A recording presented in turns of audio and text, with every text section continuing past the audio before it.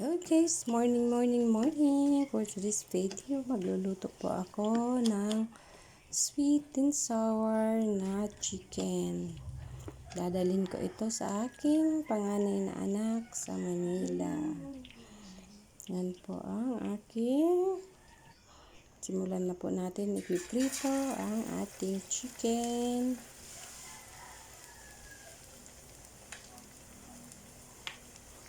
Ako, at tagal masundan. Ito ang ating chicken. Piniprito po muna ang ating chicken bago isi-set aside natin po ang chicken.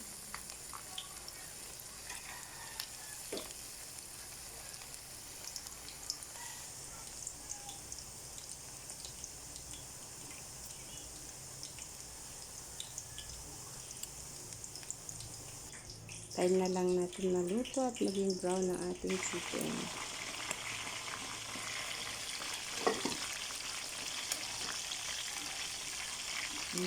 Brown na, babalik pa rin na natin. Hindi na kailangan natin ito sadyan mabuti para hindi tumigas. Basta naluto na lang siya, pwede na natin balik pa rin. Sa feeling natin maluto na kasi lulutuin naman natin ulit yan. Lalagyan natin yung sauce.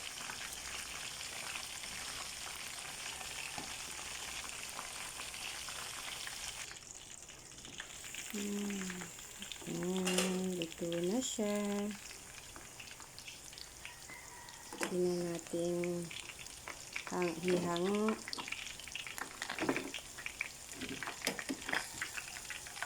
Sobrang maaga pa po dyan guys. Nang gumising ako. Pas 4 lang. Kailangan kong gumising ng maaga para mailuto yung mga ulam na dadalhin ko sa aking panganay na anak.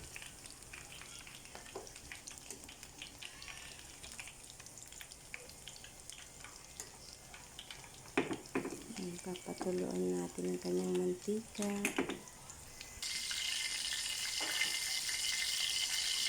Dito naman sa kabila, ipiprito ko ang sibuyas at bell pepper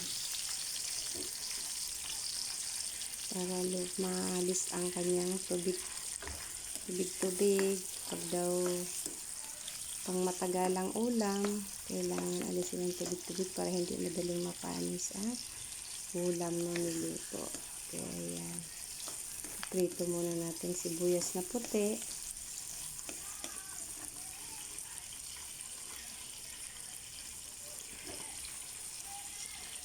Sabay na rin natin ang ating bell pepper.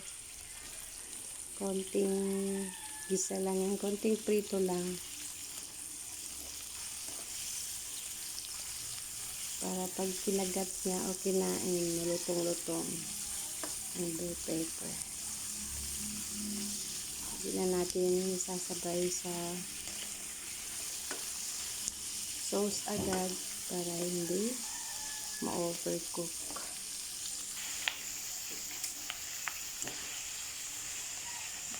Kasi set aside natin muna itong bell pepper at saka onion white. Habang sa kabila naman, nagpiprito pa din ako ng manok.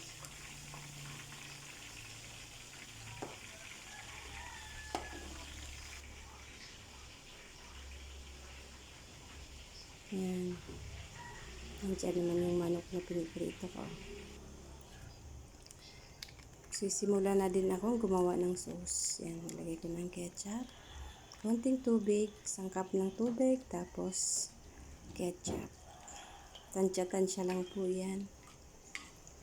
Depende na sa inyo kung gaano karami lalagay yung ketchup.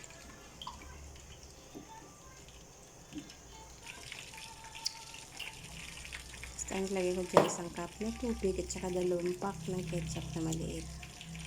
Tapos yan, kumulo na ang ating ketchup. Sauce, lagyan ko ang asukal para may tamis.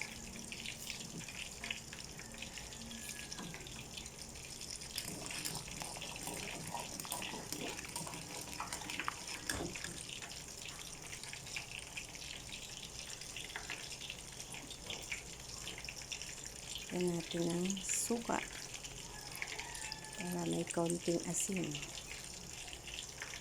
Kaya sweet and sour, tamis at asin.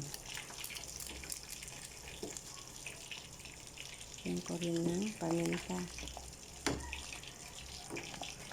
Tapos antayin natin lumapot yan bago natin ihulog ang ating chicken na nakaset aside.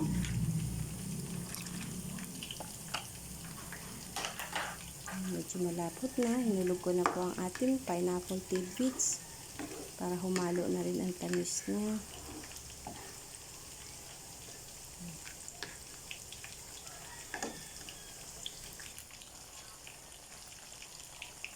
Tayo natin sumulak ulit. Yan, sumulak na. Medyo malapot ng sauce. Pag malapot ng sauce, pwede na natin hulog ang ating chicken.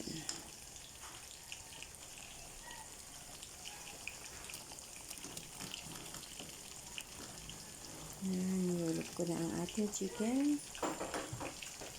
Siguraduhin natin mahalo mabuti at kumapit mabuti ang sauce sa chicken para pumasok ang lasa, ang tamis sa ating chicken. Pasensya na po at tabi-tabi ang aking video kasi hawak ko ang video at sa kabila naman naghahalo ang aking kamay.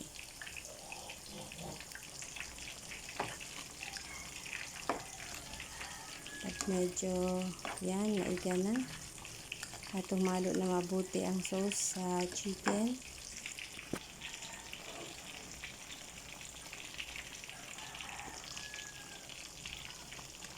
Nga rin natin ihulog ang ating nakaset aside na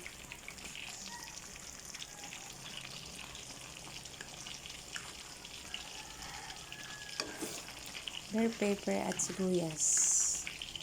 Ihalo na natin.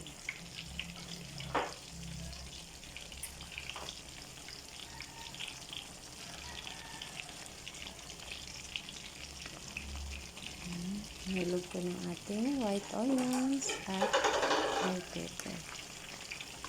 Mas konting halo-halo na lang yan.